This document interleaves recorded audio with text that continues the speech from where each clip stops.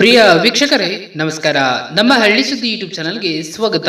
ರೈತರ ಸಾಲ ಮನ್ನಾದ ಬಗ್ಗೆ ಮತ್ತೊಂದು ಬಿಗ್ ಅಪ್ಡೇಟ್ ಒಂದು ಬಂದಿದೆ. ಹೌದು, ಅದರ ಬಗ್ಗೆ ಸಂಪೂರ್ಣವಾದ ಮಾಹಿತಿಯನ್ನ ಈ ವಿಡಿಯೋದಲ್ಲಿ ತಿಳಿದುಕೊಳ್ಳೋಣ. ಅದಕ್ಕೂ ಮುನ್ನ ನೀವು ನಮ್ಮ ಚಾನಲ್ ಅನ್ನ ಸಬ್ಸ್ಕ್ರೈಬ್ ಆಗಿಲ್ಲ ಅಂತಂದ್ರೆ ಈ ಕೂಡಲೇ ಸಬ್ಸ್ಕ್ರೈಬ್ ಆಗಿ ಹಾಗೆ ಬೆಲ್ ಐಕಾನ್ ಕ್ಲಿಕ್ ಮಾಡಿ ಆಲ್ ಅಂತ ಸೆಲೆಕ್ಟ್ ಮಾಡಿ. ದೇಶದ ರೈತರ 31,000 ಕೋಟಿ ರೂಪಾಯಿ ಬೆಳೆ ಸಾಲ ಮನ್ನಾ. ಹೌದು, ನಿಮ್ಮ ಸಾಲ ಮನ್ನಾ ಆಗಿದೆಯಾ ಅಥವಾ ಇಲ್ಲ ಎಂಬುದನ್ನ ಚೆಕ್ ಮಾಡಿಕೊಳ್ಳಿ. ದೇಶದ ರೈತರ 31,000 ಕೋಟಿ ರೂಪಾಯಿ ಬೆಳೆ ಸಾಲ ಮನ್ನಾ. ಹೌದು, ನಿಮ್ಮ ಸಾಲ ಮನ್ನಾ ಆಗಿರುವುದನ್ನು ಚೆಕ್ ಮಾಡುವುದು ಹೇಗೆ ಎಂಬುದನ್ನ ಇಲ್ಲಿ ತಿಳಿದುಕೊಳ್ಳೋಣ. ಭಾರತದ ರೈತರು ಕೃಷಿಯಿಂದ ತಮ್ಮ ಜೀವನ ಸಾಗಿಸುತ್ತಿದ್ದಾರೆ. ಆದರೆ ಅದನ್ನ ಬೆಳೆಸುವುದು ಅಷ್ಟು ಸುಲಭವಲ್ಲ. ಕಷ್ಟಪಟ್ಟು ಬೆಳೆದ ಭತ್ತ ಮಾತ್ರ ಫಸಲು ನೀಡುತ್ತಿದೆ. ಆದ್ರೆ ರೈತರು ತಮ್ಮ ಕೃಷಿಯಿಂದ ಯಾವಾಗಲೂ ಲಾಭ ಪಡೆಯಲು ಸಾಧ್ಯವಾಗುತ್ತಿಲ್ಲ. ಏಕೆಂದ್ರೆ ಮಾರುಕಟ್ಟೆಯಲ್ಲಿ ಅದರ ಬೆಲೆ ಹೆಚ್ಚುತ್ತಲೇ ಇರುತ್ತದೆ. ಕೃಷಿ ಎಲ್ಲಾ ಕಾಲಕ್ಕೂ ಲಾಭದಾಯಕವಲ್ಲ. ಅಲ್ಲದೆ ಈ ಬೃಹತ್ ರೈತರು ಕೂಡ ಬರಗಾಲದಿಂದ ನಷ್ಟ ಅನುಭವಿಸುತ್ತಿದ್ದು ಕೃಷಿಗಾಗಿ ಮಾಡಿದ ಸಾಲ ತೀರಿಸಲು ಸಾಕಷ್ಟು ತೊಂದರೆ ಅನುಭವಿಸುತ್ತಿದ್ದಾರೆ.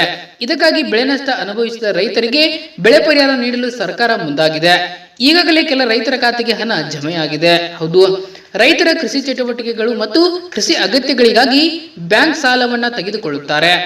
ಇದನ್ನ ಇತ್ಯರ್ಥಪಡಿಸುವುದು ರೈತರಿಗೆ ಕಷ್ಟವಾಗಿದೆ. ಇದೀಗ ತೆಲಂಗಾಣ ಸರ್ಕಾರ ಅಲ್ಲಿನ ರೈತರಿಗೆ ಗುಡ್ ನ್ಯೂಸ್ ನೀಡಿದ್ದು ಬೆಳೆ ಸಾಲ ಮನ್ನಾ ಮಾಡಲು ಹೊರಟಿದೆ. ಡಿಸೆಂಬರ್ 12, 2018ರಿಂದ ಡಿಸೆಂಬರ್ 9, 2023 ಎಲ್ಲಾ ರೈತರ ಬೆಳೆ ಸಾಲ ಮನ್ನಾ, 2 ಲಕ್ಷವರೆಗೆ ಸಾಲ ಮನ್ನಾ ಅಲ್ಲಿನ ರೈತರಲ್ಲಿ ಸಂತಸ ಮೂಡಿಸಿದೆ.